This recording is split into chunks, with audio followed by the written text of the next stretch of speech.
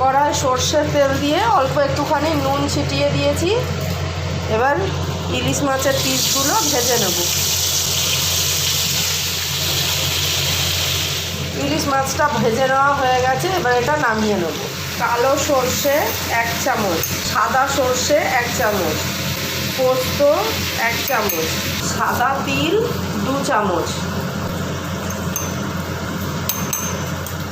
কাঁচা লঙ্কা দিয়ে দিয়েছি। এবার এর একটা পেস্ট তৈরি করে নেব।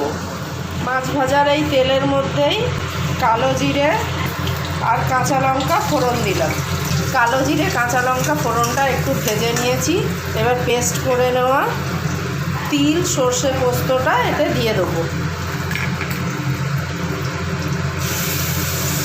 জল দিয়ে দেবো, সামান্য নুন দিয়ে দিলাম, হলুদ দিলাম, কাঁচা লঙ্কা দিয়ে দিলাম, আর গ্রেভিটা ফুটে গেছে, ভেজে রাখা ইলিশ মাছটা দিয়ে দিলাম। 2 মিনিট একটু ফুটিয়ে নেব। তৈরি করে নিলাম তিল সর্ষে পোস্ত দিয়ে ইলিশের ঝাল। নতুন বন্ধুদের সাবস্ক্রাইব করার জন্য অনুরোধ রইল।